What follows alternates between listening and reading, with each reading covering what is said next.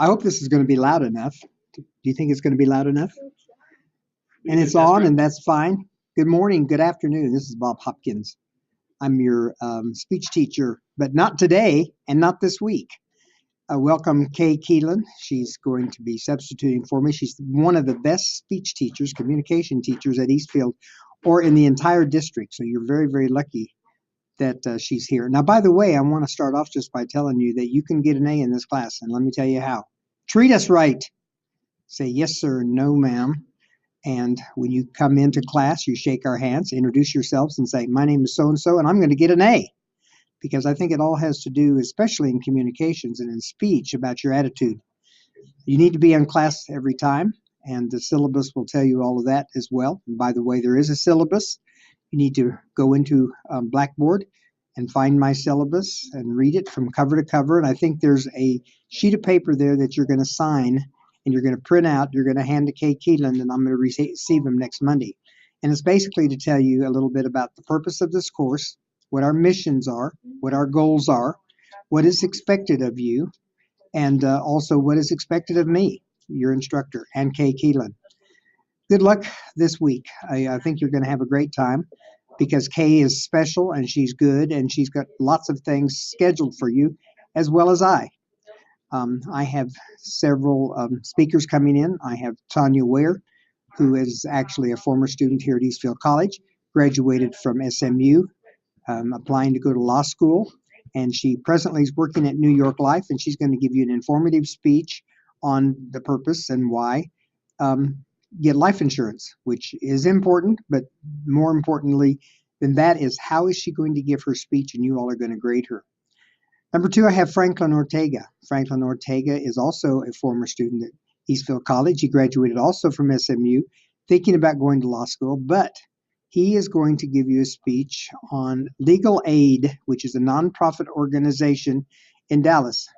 I think it's all over the country, quite frankly. It's free advice or law assistance for those people who can't afford a lawyer or an attorney for divorce or anything that has to do with small cases, et cetera, et cetera.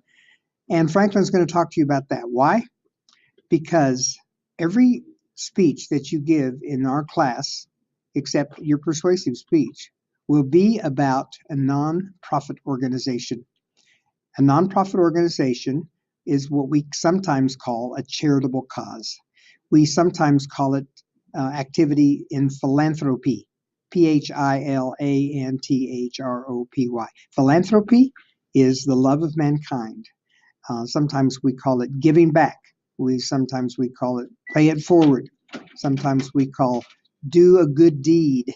Sometimes we hear from the Bible that says, do unto others as you'd have them do unto you. Sometimes we say, the more you give, the more you get. And we believe all those things. And this course is going to focus specifically, as far as content is concerned, outside of the book, outside of your textbook, on the word philanthropy and doing good to others. So anyway, those are going to be your two main speakers. And the third speaker that I have coming is, his name is Javier. What's Javier's last name? Torres. Javier Torres. He is the new counselor here at Eastfield College. Yes, you get to do counseling if you wish it. And it's free if you're a student. And I would take advantage of it. If you have anything in your life that you think is bothering you, why not take advantage of free opportunity to talk with a professional? And he'll be here this week as well.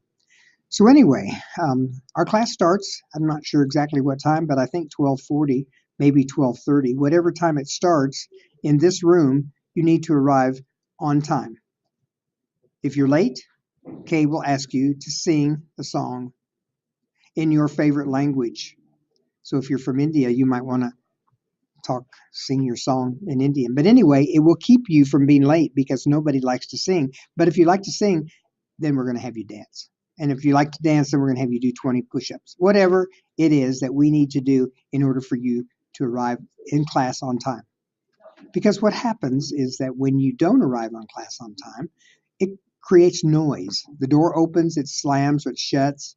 When somebody does something that distracts other people, then you can't focus on this person who's speaking. And I don't like to be interrupted. And guess what? Neither do you. So therefore, I'm encouraging you all to arrive on time. If you're going to be late, or you're not going to be there at all, I want you to text Kay Keelan, and she will give you the number to text to let her know that you're not going to be there. All of you will receive a little tent card, and it's going to have your name on it. And what I want you to do on that tent card is to write your email address and also your telephone number that you want to be contacted to, besides the one that we have on file. Because sometimes you students don't always check your emails on campus. I don't either. And I need to do that, and we really encourage you not to use personal emails and personal telephone numbers. But in case there's an emergency and I think you're not going to go to the campus to get the information, like a tornado's coming and we don't know it, and you don't know it, but I do, you need to be contacted, and therefore I need to have those emergency numbers. Now, that tent card is going to be a fun activity for you as well.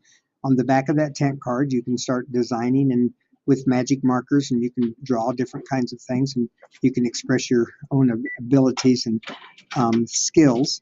But on the inside of that card is where I will put, or we will put, all of your grades, your absences.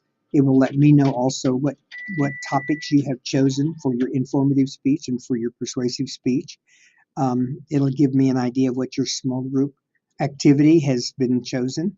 And again, remember, your informative speech, your group presentation will all be nonprofit organization topics. So what is a nonprofit? Now, Kay will talk to you a little bit more about this, but let me just give you some hints. Nonprofits are divided into 6 different categories. The first and the most popular category of a nonprofit organization is religion. Yes, there are more nonprofit organizations that deal with religious activity, whether it be Christian, Jew, Buddhist, Hindu, Muslim, whatever it may be. The second largest category is, what do you think? You're right, it's education. There's more nonprofit organizations that deal with education than the other 4 categories, and we'll talk to you about that. So first is religion, second is education, and that means all, not all, most universities, most colleges. Eastville College right here is a nonprofit organization, which means if you want to make a contribution or a donation to us, you can actually use it as a tax deduction. That's one of the ways that differentiates a nonprofit from a for-profit entity. The third one, and well, what do you think it is? You're right, it's healthcare. Healthcare has to do with hospitals, has to do with clinics, it has to do with diseases. The American Cancer Society, for instance, is a nonprofit organization. The American Red Cross, that has to do, or both of them have to do with health. And all hospitals, or most hospitals, are nonprofit. Like, for instance, Parkland. Parkland is a nonprofit organization, but Presbyterian Hospital is not a nonprofit organization in many respects, because it does have a private part to it, but it has a foundation that you can make a contribution. And Presbyterian, by the way, is connected to a religion, isn't it? So it could be a religion institution, but under the category of healthcare. The fourth nonprofit group, it happens to be social services.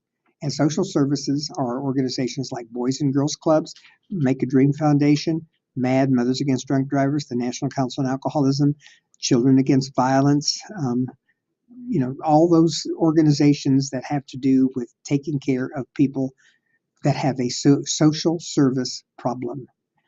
Okay, the fifth one is one that we don't give a lot of money to, unfortunately. Many of them fail. Dallas is very fortunate in the fact that we have categories in the fine arts.